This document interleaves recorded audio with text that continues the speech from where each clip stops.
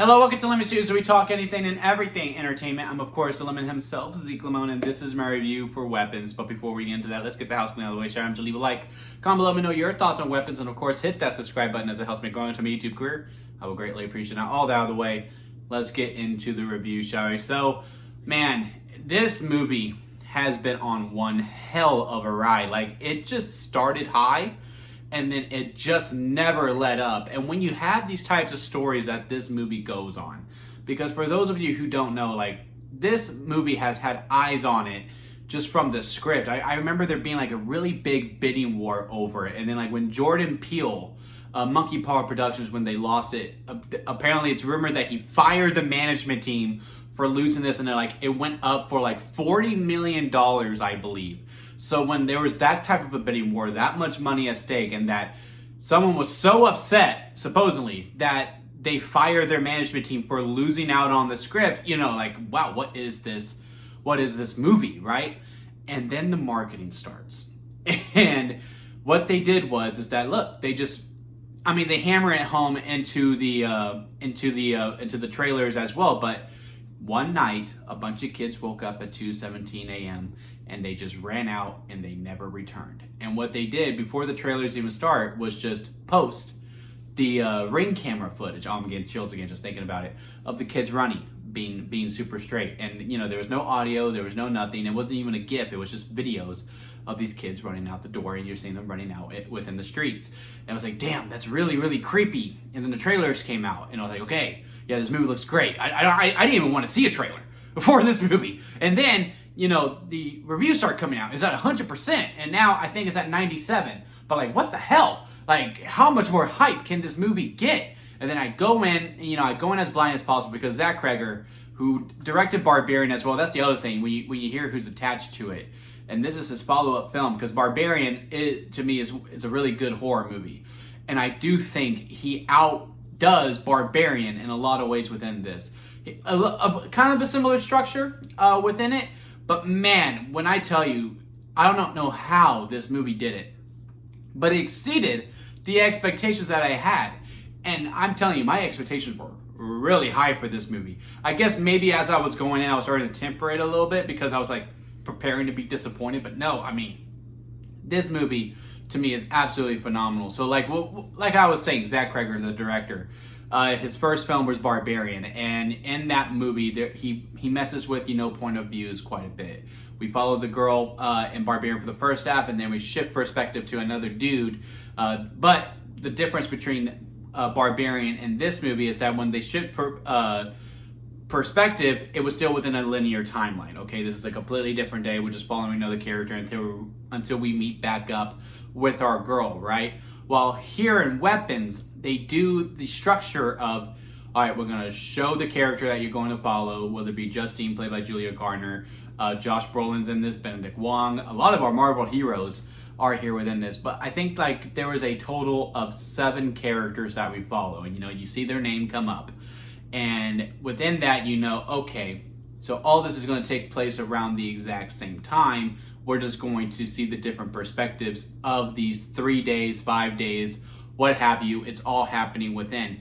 And I was a little nervous seeing that structure, because as much as I appreciate that, because it also conditions you to watch the backgrounds as well to see if you can get ahead of the story a little bit, is that it can get a little redundant, right? Because you're seeing scenes that you already saw.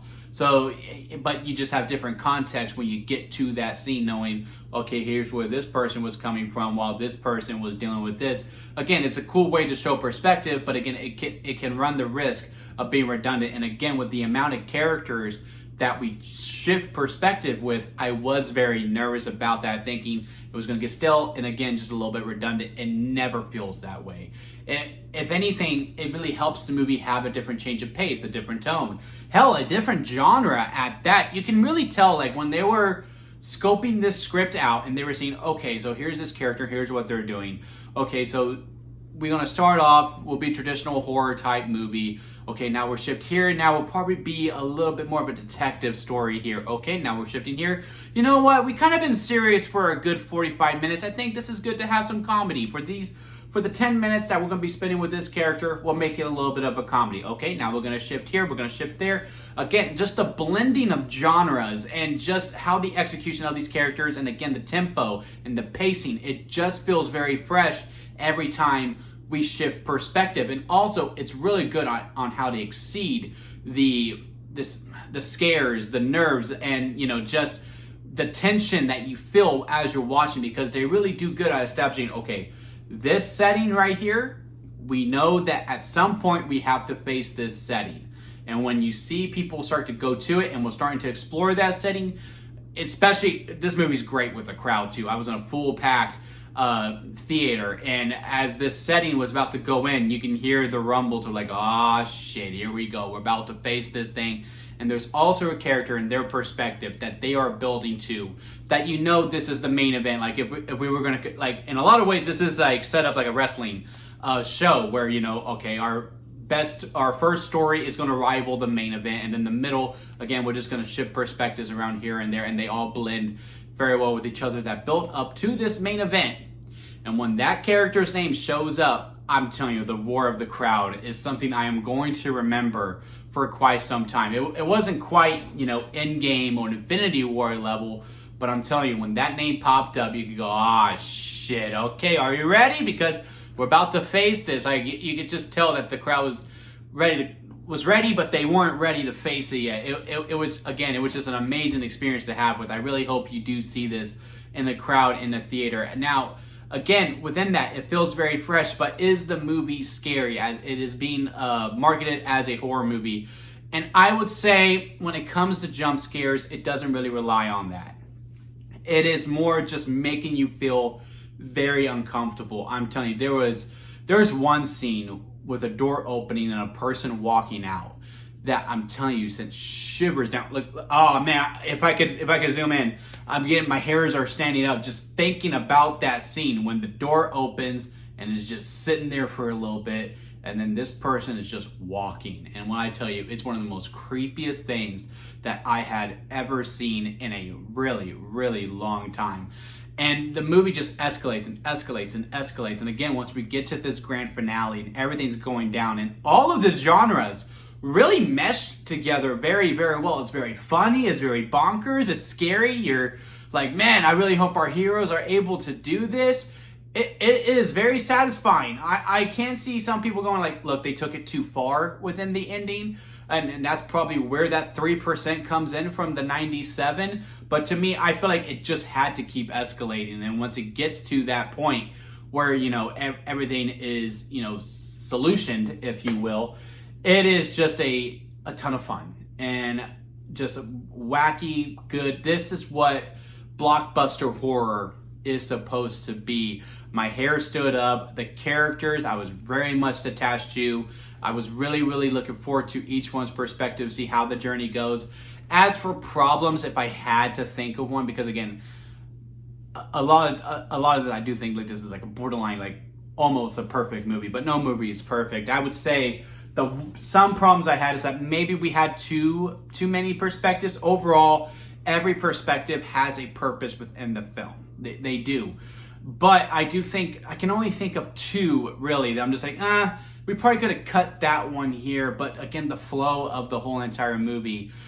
Overall, I'm glad that they're in the movie, but I could also see a point where, hey, if we cut these two out and we leave these two, a little bit more open-ended, then, maybe it is even more of a creepy movie in a lot of ways. But to also counterpoint that, my other problem within it is that in a lot of ways is another compliment, because this movie doesn't tell you a lot.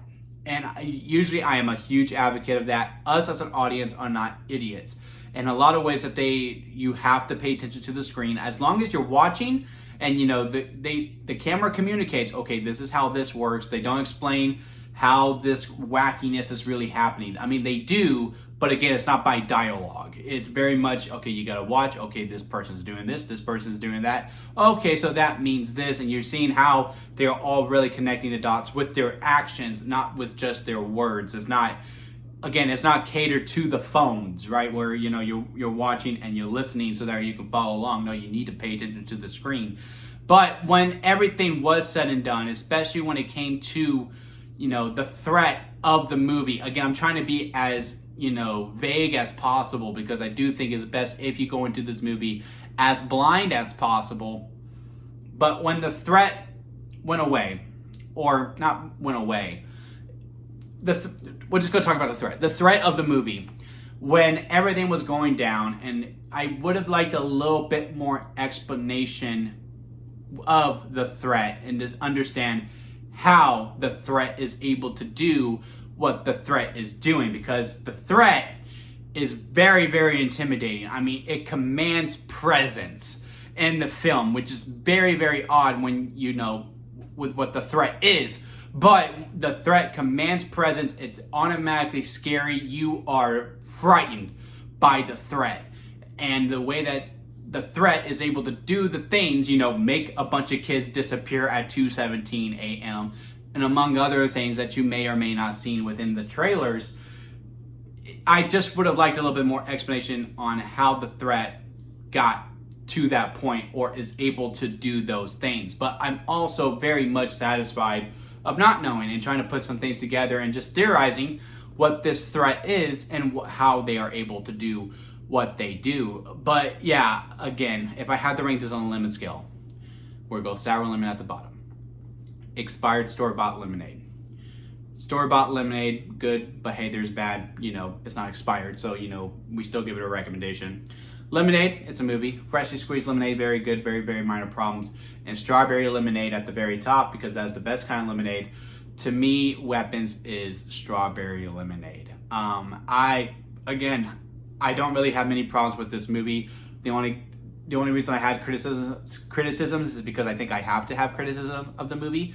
I can't even say it because the movie just doesn't deserve that word in this video whatsoever. But yeah, if I had to pick something I had a problem with in it, it would be those things I talked about. But when I tell you, I left that movie very, very satisfied. It's not my favorite movie of the year. That still goes to F1, which is why you don't see the title here. But it is second. It has taken over Sinners as now my number 2 favorite movie of the year of 2025. And I am very, very comfortable saying that.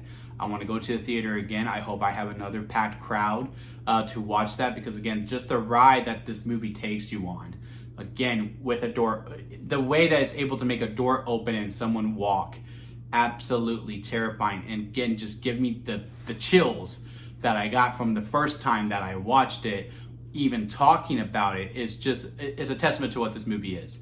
Zach Cregger, you did an amazing job. You took all the things that you learned from Barbarian and you amplified it. And again, to me, you made it better in a lot of ways. This movie is better than Barbarian in a lot of ways. And I hope maybe the Academy is watching. And, we have a long way until we're not really fully at the award season movies yet. But again, I do think this movie has a chance to contend for some of the nominees quite a bit. But let me know what you think down in the comment section. Maybe you think I'm hyperbole, man, and that's completely fine. Let's have a conversation about, like, Zeke, it was good, but not that good. Let's have a discussion about it. Leave a like on this video if you made it this far. I do greatly appreciate it. And again, hit that subscribe button as I am trying to go into my YouTube career. And until next time, guys, I'll see you here at Lemon Studios.